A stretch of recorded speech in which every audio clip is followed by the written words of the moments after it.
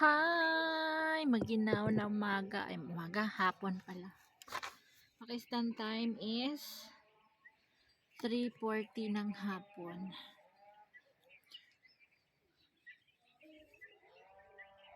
Maganda yung ating mga topic ngayon, mga sis. Yaw-yawan tayo kasi may time ako mag-yaw-yaw. Nakaluto na ako ng dinner.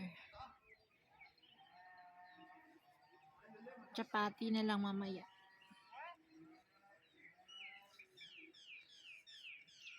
So,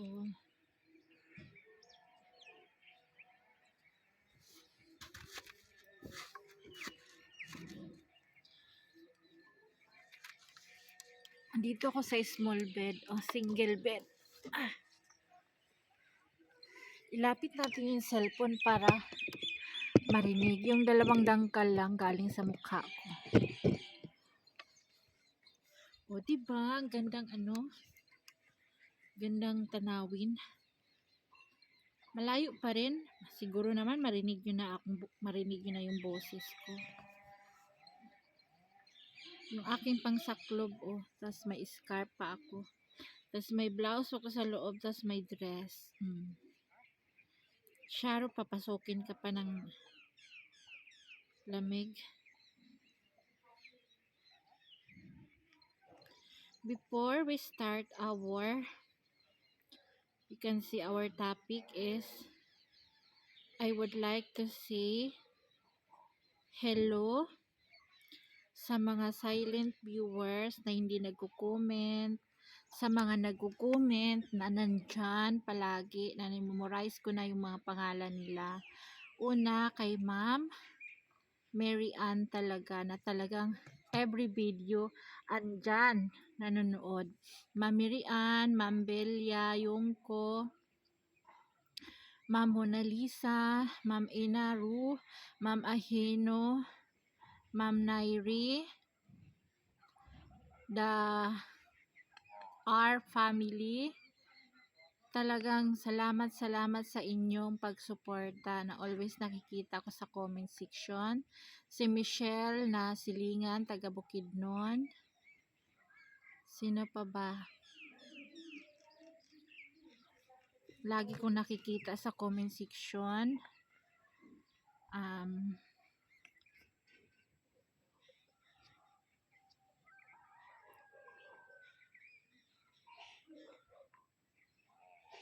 Mag-shoutout muna tayo.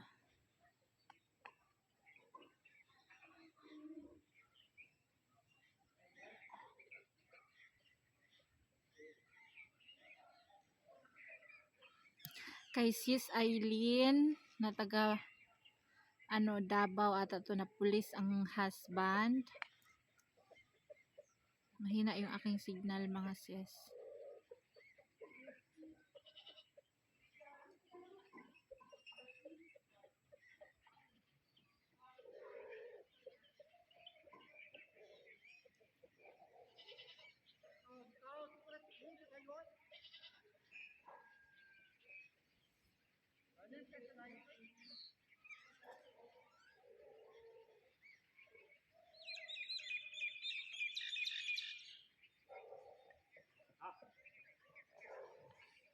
The 3R family.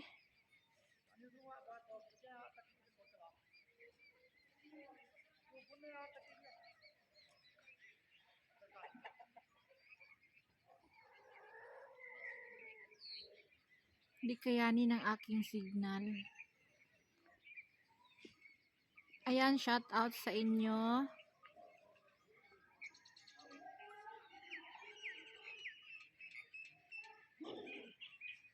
And then first, we start our topic is hello, shout out kay Madam Sandy Arilas of Birmingham City at saka kay Ma'am Sandra. O, diba? Sandra Arilas, Sandy Arilas of Birmingham City. Hello, watching from England. Thank you so much, Madam, sa inyong suporta. Sa mga silent viewer, Maraming salamat. Shout out ako kay Mr. Atobiro77. Sabi niya, uuwi kayo ng Pilipinas sa hirap ng buhay ngayon.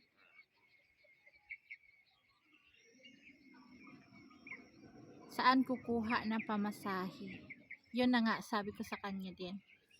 Yun, hanggang pangarap na lang kasi ngayon kung may pera man, budget na sa pagkain. So, wala talagang budget yung pamasahe kung uuwi sa Pilipinas. Ganon. Dito na lang siguro hanggang magsilakihan ng mga bata, mag-aasawa ang mga bata. Kung papalarin man, magkatrabaho ang mga bata, pabigyan ako nila ng pamasahe, uuwi ako sa amin. Yun. Kung mag-asawa na sila, diyan naman talaga papunta ang ang buhay ng tao, mag-asawa sila, 'di ba? Hindi natin alam kailan, hindi natin alam kung sino yung maaasawa sa kanila. Itong comment ni Mr. Jose Amado at Mr. Jose Amado. Sabi niya, this comment talaga nabasa ko. Feeling ko naintindihan niya ako lahat, nasubaybayan niya ang buhay ko. Kasi sabi niya dito, pakinggan niyo mga sis. Walang kalayaan si Myra dyan, real talk lang. At balik na naman tayo sa classic topic. Yung pag-uuwi niyo sa Pakistan. Alam kong gasgas na yan sa'yo, Miss Rosana. Pero, honestly, dapat napakaraming bisis mo talagang pinag-isipan yan. Like, hard weight ng pros and cons. Hindi yung bahala na si Batman decision. Yes, true. Maraming pag-iisipan kasi nga, nagawa ko na first yung uwi ko, tas gusto ng mga bata ulit na pumunta sa ama nila. So yun, pinagbigyan ko at saka may pinag-usapan kami ng sister-in-law ko that time na siya mag-abroad, ako mag-alaga sa nanay nila. So nakapag-alaga naman ako 2 weeks. So before namatay na rin ang nanay niya. So ngayon, na-discuss ko na yan sa old videos ko. Sabi niya, ngayon tuloy nagsisisi si Myra. And let's be honest, kahit indirect, parang sorry, parang sa'yo rin napupunta yung sisi. Yes, sa akin talaga. Kasi si Elias umaasa lang sa kapatid, and that's true. Tapos, since sila pa yung nagbibigay ng pera sa inyo, obviously, mas may say yung tiyahin sa pagpapalaki ng anak nyo kaysa mismong magulang. And that's true naman. Once, kahit naman sa atin, pinakain ka, sinuportahan ka,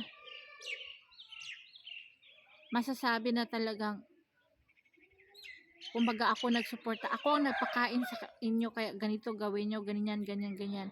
Parang may diktahan ka na lang sa buhay mo, para ka na lang tao-tauhan sa loob ng bahay mo, kasi merong nagdidikta sa buhay mo. Tapos, hindi ka makasino kasi doon kayo kumukuha ng pagkain. Pray muna tayo.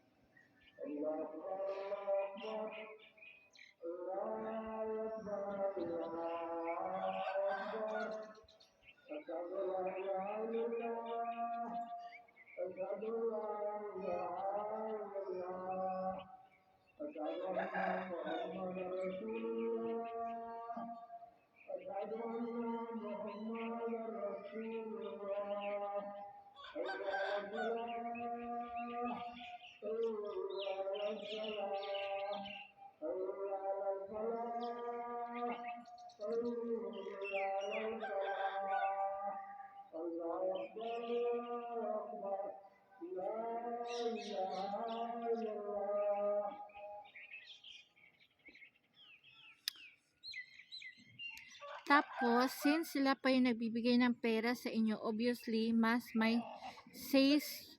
say sila yung tiyahin sa pagpapalaki ng anak nyo kaysa mismong magulang. And that's true. Parang kayo pa yung guest star sa sarili nyong pamilya. Yes, I agree.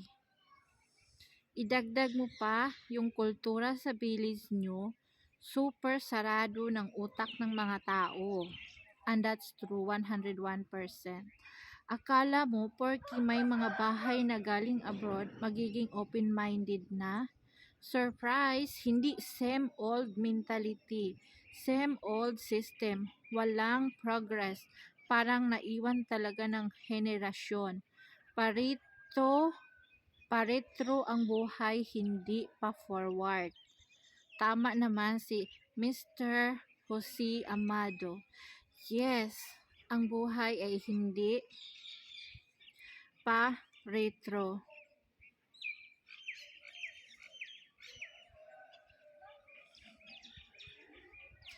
Tapos, si Elias, sorry to say, pero atras din mag-isip. Walang masyadong selfie. Si Elias naman kasi mga sis, talagang dumidepende siya sa mga kapatid niya kung anong sasabihin. Pag anong sabihin ng kapatid niya, yun, hindi pwede si Elias na mga ganito, ganyan. Kasi, yun, ganun ang personality niya. Talagang umaasa lang siya sa mga kapatid niya.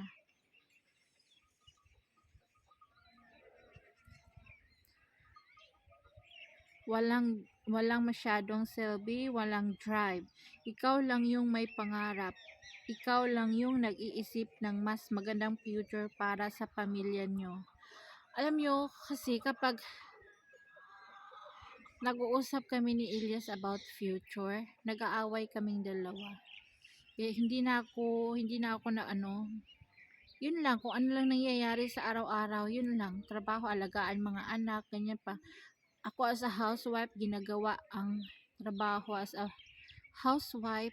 Yun, nag-aalaga ako sa kanilang lahat. Parang may anak akong apat.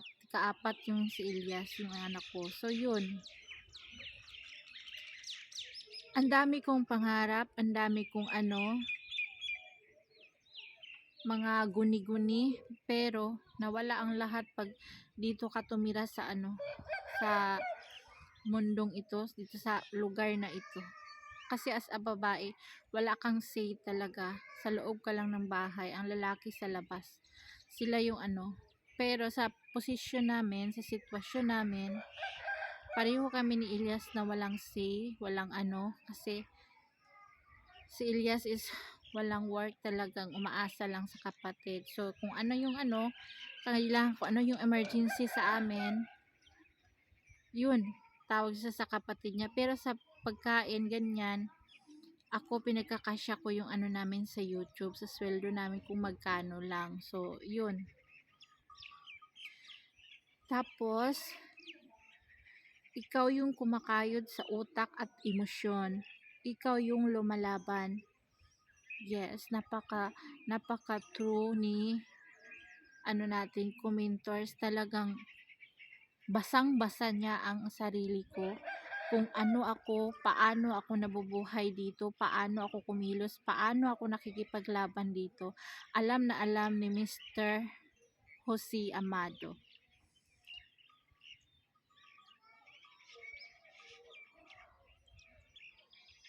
Ikaw ang kumakayod sa utak at emosyon, ikaw yung lumalaban. Kaya, sa totoo lang, ang bigat ng sitwasyon mo. Yes, alam mo yung dumating talaga sa point, 'di ba, na mayroong time na super lungkot natin sa buhay. Darating yung time na switch mode tayo. Talagang nanggagaliiti tayo, para bang tumatayo lahat yung mga balahibo natin or mga buhok natin. Talagang ma best mood ka talaga minsan sa lugar dito na sa loob ka lang ng kwarto mo, paglabas mo doon ka sa in-laws mo. So yun lang ang gagawin talaga. So ako, pag nakalabas talaga ako pupunta ako ng bayan, gusto ko gabi na ako uuwi, gusto ko Mga ilang araw ako uuwi. Pagpupunta ako sa city, sobrang saya ko mga sis. Alam nyo ba, para akong binabayaw sa langit talaga na, ay, makakalabas na naman ako sa aking kwadradong kwarto. Lalo na mabitbit ko yung mga anak ko. Speaking sa beast mood, wala na akong masasabi sa dalaga ko. Minsan, binabato ako ni Myra. Minsan, sinisigawan ako. Minsan, iniiyakan ako. Kasi nga, sa sobrang boring niya sa life niya. Andun lang siya, galing sa school, tagtago sa kumot. Andun lang talaga siya. Si Myra ngayon, parang hindi ko malaman yung health kasi parang walang dugo. Ayaw lumabas. Dito, kahit magpa-araw, ayaw. Yung gusto niya, nagmumukmuk lang talaga siya sa isang tabi. Doon sa higaan niya na sofa. Dito ako yung bed ko, tas siya dyan. Wala. Nagsiselfone. Kung magsiselfone man siya, magtalokbong siya ng kumot. Tapos pag lumabas na, puting-puti yung dito niya. Dito, walang makadugo talaga. Kahit nag-aaral yan siya, nagmamas siya, sobrang takip yung mga nila, kaya puting-puti yung dito niya. Dito, medyo dark dito banda. Hindi na sagip sa mask dito. Puting-puti yan. Sabi ko, ano ka ba? Para ka nang walang dugo. Para ka nang may sakit na Sabi ko sa kanya. Tapos, kaya sa totoo lang, ang bigat ng sitwasyon mo. And I agree. At yung mga in-laws mo, hindi rin innocent. Kinonsinti nila si Ilyas. Kaya lumaking ganyan. Walang kusa, walang direksyon. True. Kasi pinalaki talaga siya na ganyan lang hanggat sa nag-asawa siya ng 30 years na sila nag-asawa ng first cousin niya. So, ganun lang talaga yung life nila. Dito lang sila sa loob ng bahay, nagsasama. Ganun lang ang cycle nila sa buhay nung 30 years sila nag-aasawa. So, yun dito. Buti na lang, pina-abroad siya ng kanyang mga hipag dito. Dati, pa Hong Kong, kasi nag-business sila ng ukay-ukay dati. Kami yung may unang ukay-ukay doon sa Paranaque, doon sa Las Piñas din. Yun, yung mga ukay-ukay dati sa Paranaque, sa bandang Ibacom, doon kalahi ng mga asawa ko yun. Saka yung sa Las Piñas dati, yung mga ukay-ukay. Ngayon, kunti na lang yung ukay-ukay kasi masyadong mahal na. Tapos,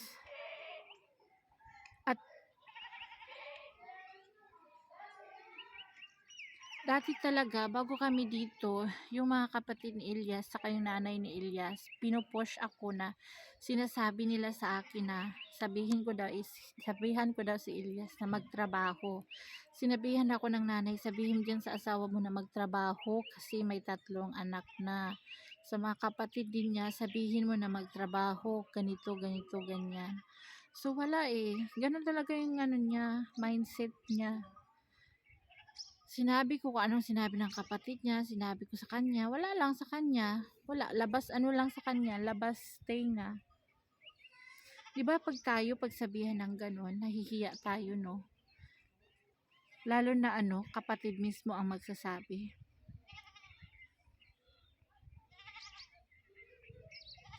Lahat tinutolerate, kaya ayan. Ang resulta, now is ikaw yung nagbubuhat ng consequences. True.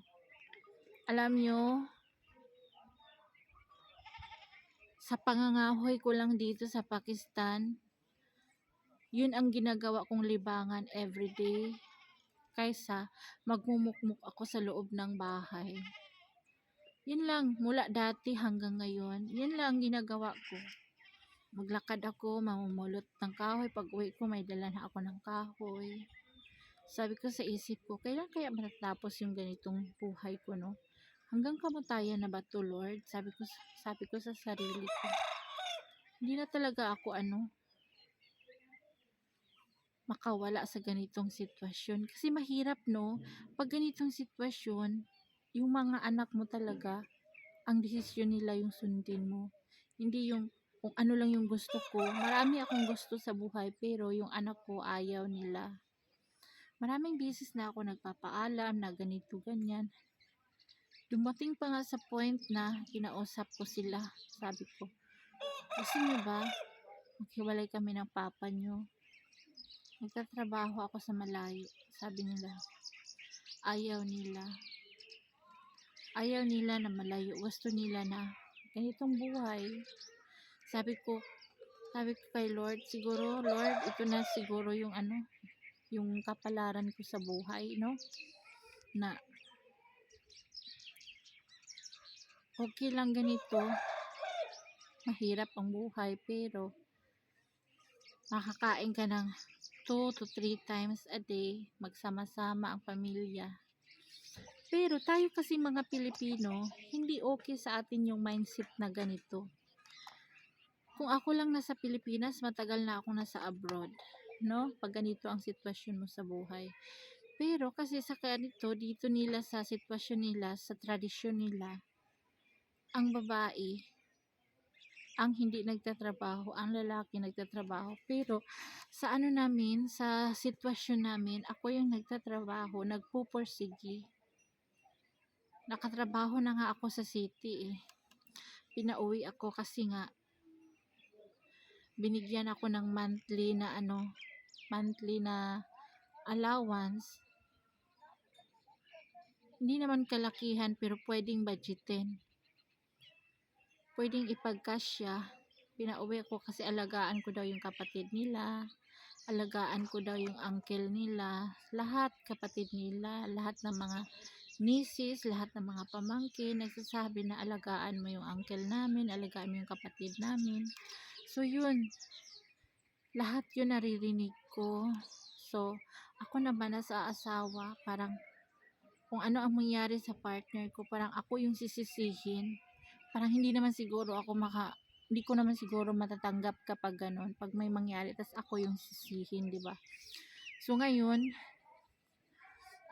sunod muna tayo sa kasi alam niyo yung mga anak ko din, ayaw nila din na maulit na magtrabaho ako ulit doon sa city. Sabi ko, bakit ayaw nyo?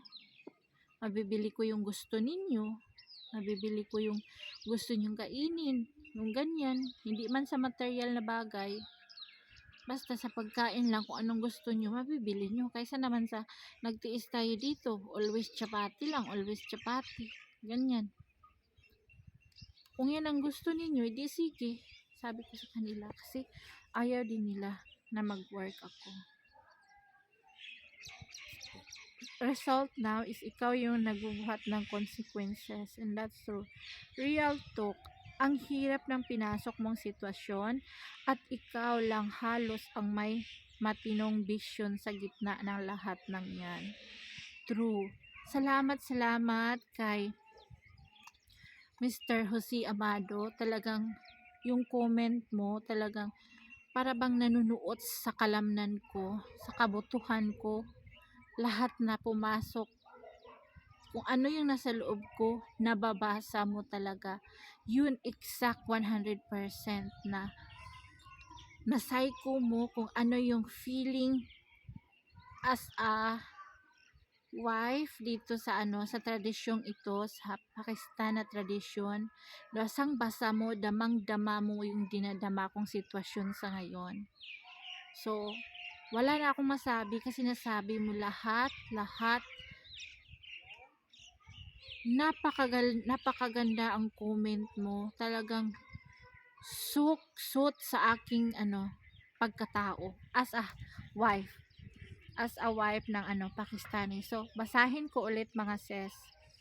Sabi ni at Mr. Jose Amado, walang kalayaan si Myra dyan. Real talk lang at balik na naman tayo sa classic na topic.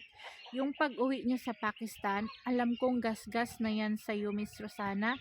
Pero honestly, dapat napakaraming pieces mo talagang pinag-isipan yan. Like hard weight ng pros and cons. Hindi yung bahala na si Batman, bahala ng desisyon. Ngayon, tuloy nagsisisi si Myra, and let's be honest, kahit indirect, parang sa'yo rin napupunta yung sisi. Kasi si Elias umaasa lang sa kapatid. Tapos, since sila pa yung nagbibigay ng pera sa inyo, obviously, mas may say yung kapatid sa pagpapalaki ng anak nyo kaysa mismong magulang. Parang kayo pa yung guest star sa sarili nyong pamilya. Idagdag mo pa yung culture sa village nyo, super sarado ng utak ng mga tao. Akala mo porky may bahay na galing abroad magiging open-minded na? Surprise! Hindi, same old mentality, same old system, walang progress, parang naiwan talaga ng henerasyon. Paritro ang buhay, hindi pa forward. Tapos si Elias, sorry to say, pero atras din mag-isip. Walang masyadong silbi, walang drive. Ikaw lang yung may pangarap, ikaw lang yung nag-iisip ng mas magandang future para sa pamilya nyo. Ikaw yung kumakayod sa utak at emosyon. Ikaw yung lumalaban, kaya sa totoo lang, ang bigat ng sitwasyon mo at yung mga inlos mo, hindi rin innocent. Kinonsinti nila si Elias kaya lumaking ganyan, walang kusa, walang direksyon. Lahat tinolerate, kaya ayan, ang resulta now is ikaw yung nagbubuhat ng consequences. Real talk, ang hirap ng pinasok mong sitwasyon at ikaw lang halos ang may matinong vision sa gitna ng lahat ng yan. Alam mo yung reply ko dito? Sir, dong or lalaki man ma'am, napakatalino mo, damang-dama mo kung ano ang bawat words mo sa akin dyan. Ako talaga, parang yun. Salamat kasi kayong manonood, no? Talagang ko nyo yung ano, yung ano ba? Yung ano ng tao, yung problema ng tao, yung dinadala ng tao, no? Kahit hindi sabihin sa video ko everyday na talagang walang edit kasi hindi ako marunong mag-edit, baka ma-iris ko yung video. Talagang walang cut, walang uncut, talagang kung ano lang yung na video yun talaga. So I'm very thankful kasi andito pa ako sa life na sabihin natin hold on Rosana, kapit Rosana, kapit. Kasi kung hindi ka kumakapit and have faith to God, wala na, matagal na kung baga sa mga Pilipino, hindi sila kumakapit. Ano sila, suicidal agad ang problema, ang resulta. So naisip ko na yan dati, mga ganyan. Sabi ko, kung gagawin ko yan, hindi ko ma-witness ang mga anak ko kung anong asawa nila, saan silang bansa mapunta, 'di ba? Iniisip ko yan dati, matagal na. Ako lang talaga yung, kasi broken family kami. Maliit pa ako, wala na akong tatay. Same din yung tatay ko, hindi kami binubuhay, hindi nagtatrabaho, talagang inom lang siya ng inom. Maliit pa ako, yun na ang kinagisnan ko. Talagang yung nanay ko lang talaga ang napaka-strong yung nanay ko na nagpalaki sa aming 8 magkakapatid. Dinanas ko, grade 2, grade 3 ako, harvest na kami ng mais. Mag-absent sa school para lang mag-harvest ng mais para may kakainin, may gigilingin. So yun. Ang dasal ko, sana wag ako matulad sa papa ko, sa pamilya ko na broken family. Kaya andito ako, kumakapit pa rin. wala akong laging kausap, kundi sa gabi, sabi ko, Lord God, gisingin mo lang ako araw-araw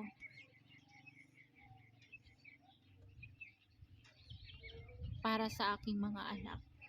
Babangon ako para sa aking mga anak. Siguro sabi ko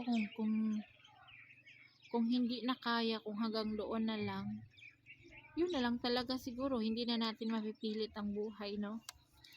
Kung doon ka na lang talaga. Pero lumalaban ako, bumabangon ako para sa aking 3 anak ngayon.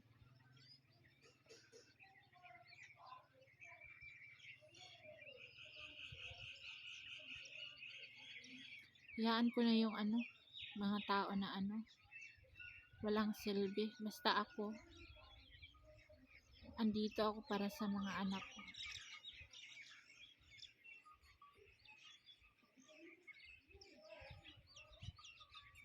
Tayong mga ina, gawin ang lahat para sa mga anak.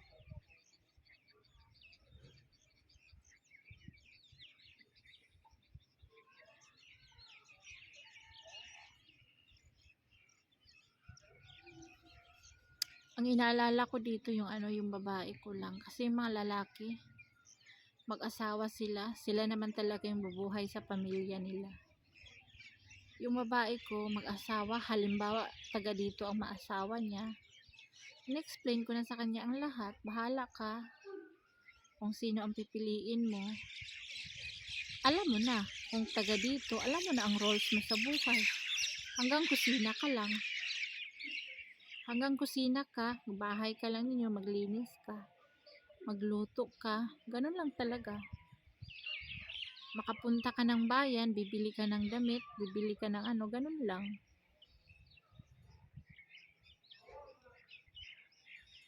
Hindi mo magawa yung ginagawa ko sa inyo na minsan dinadala ko kayo sa city. May mga friends ako doon.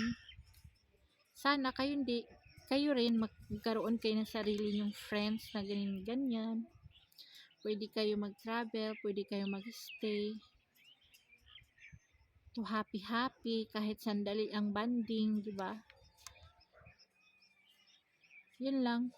Problemado lang ako sa babae ko. Kasi ang mga lalaki, hindi mo na yan kailangan problemahin. Lalaki yan sila, buhay nila yung pag may pamilya sila, buhayin nila. Wala silang maaasahan kasi ang ama at ang mga magulang nila walang kaya. Kayod talaga sila ng sarili nila.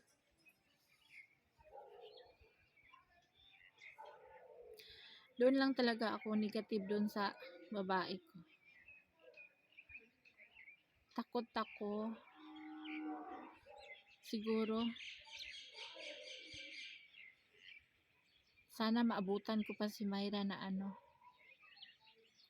pag-asawa, kung sino man maasawa niya at hindi siya pahihirapan katulad sa sitwasyon ko kung ako ngayon, kung anong kalagayan ko ngayon na andito as second wife, di ba? Pag mag-enter ka talaga sa second wife, gulong-gulo ang pamilya, parang roller coaster, kumbaga. Daming awayan, daming swerte na lang ako kasi nakikipaglaban ako, nakikipag-away ako dati.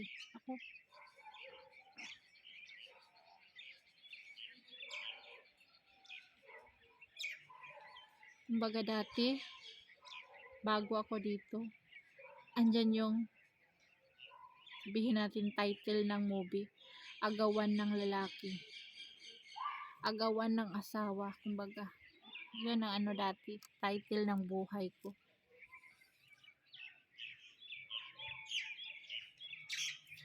Ayun.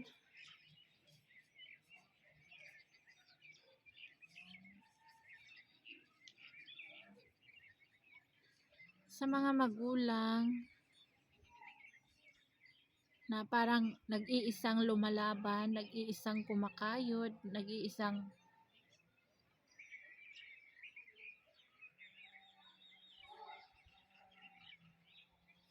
parang para kang single mom na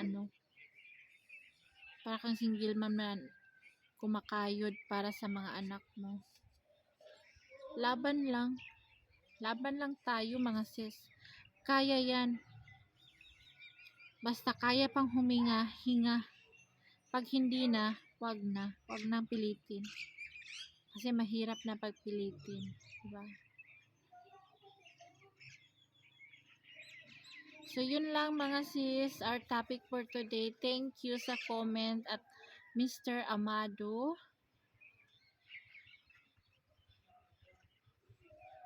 Talagang napatigil ako sa comment mo while I'm reading to all the comments.